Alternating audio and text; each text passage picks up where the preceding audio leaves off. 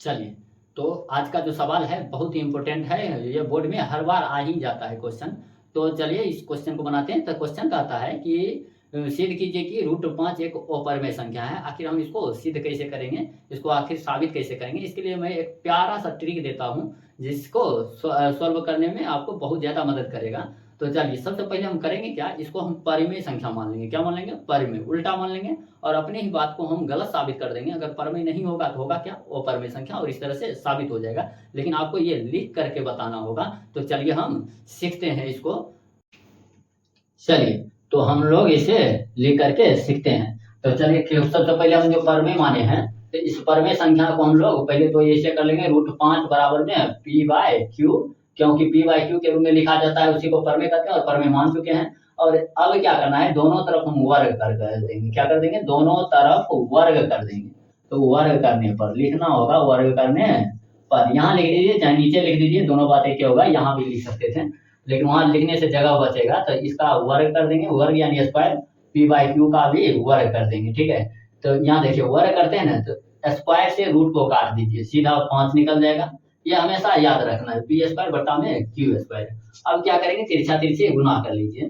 तो 5 को q² से गुना कर देंगे, 5q² बराबर में p² हो जाएगा। ये गुणाम है, उस पर ले जाइए 5 को, तो क्या हो जाएगा, p²/5। इसको समीकरण हम फर्स्ट मान लेंगे। ठीक है, अब यहीं से खेल शुरू हो जाएगा।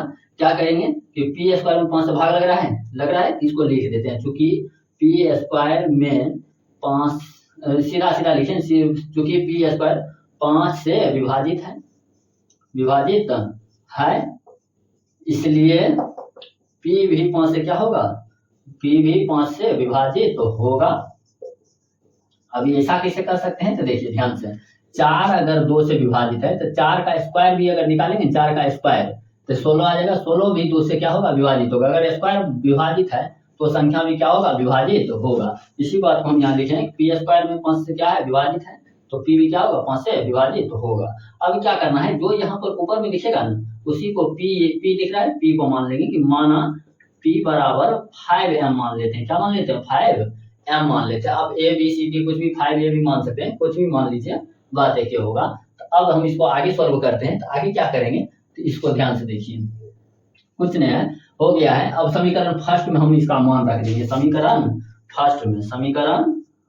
फर्स्ट में p का मान रखने पर, और नहीं भी लिखिएगा ये लाइन तो कोई बात नहीं है, लिख देने पर और अच्छा हो जाएगा, समझने में भी अच्छा रहेगा। समीकरण फर्स्ट देखिए क्या है, q² बराबर है p²/5। अब देखिए q² बराबर p का मान हम माने 5m, तो 5m का स्क्वायर बटा में 5 हो जाएगा। चलिए q² बराबर क्या हो जाएगा, 25m² बटे में 5, और 5 से काट दीजिए, 25। ठीक है, अब m² की यदि मान निकालें तो ये गुना है, इस पर आएगा क्या हो जाएगा, भाग में, यानी q² और बटे भाग का मतलब कौन सी, बटा में 5 आ जाएगा। समीकरण सेकंड मान लीजिए।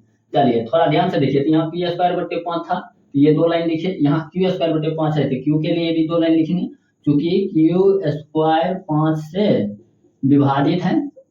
जैसे जैसे वहां लिखे थे सेम बात लिख रहे हैं, विभाजित है, इसलिए q भी क्या होगा, q भी 5 से विभाजित होगा, 5 से विभाजित होगा। ये 2 लाइन बस आपका सवाल बन चुका है दोस्तों। तो सवाल कैसे बन चुका है, तो देखिए ध्यान से, हमने क्या कहा था कि p और q एक सहवास संख्या ऐसा मान लिए थे, लेकिन यहाँ हुआ क्या कि यहाँ पर देखिए तो p और q दोनों 5 से विभाजित हो गया था। जबकि हम सहभाज्य का मतलब क्या होता है, सहभाज्य का मतलब होता है कि ऐसी 2 संख्याएं जो सिर्फ 1 से कटे, यहाँ 5 से कट रहा है। देखिए तो p भी 5 से कट रहा है, q भी 5 से कट रहा है, इसका मतलब है कि यह सहवास संख्या नहीं है। आखिर जैसा हम माने थे वैसा नहीं है, यानी हमारा मानना क्या हो गया, गलत हो गया। अब इसी लाइन को लिख देंगे और प्रूफ हो गया। हम माने क्या थे, वो परमेय माने थे, अगर वो गलत हो गया तो वो परमेय होगा। तो इसी बात को अब यहाँ पर हम दर्शा देंगे। क्या कहेंगे कि समीकरण फर्स्ट एंड सेकेंड से क्या है, p तथा q 5 से विभाजित है, अतः यह सहवास संख्या नहीं है, सहअभाज्य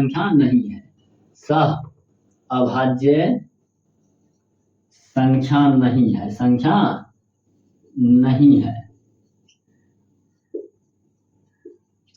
इसलिए अब यहाँ जगह नहीं है, हम यहाँ लिख देते हैं, इसलिए हमारा मानना, हमारा जो मान्यता था, माने थे, हमारा मानना गलत है, हमारा मानना गलत है। हम क्या माने थे? परमेय माने थे, वो क्या हो गया? गलत हो गया। हमारा मानना गलत है, इसलिए क्या होगा? √5 एक अपरिमेय संख्या है, अपरिमेय संख्या है।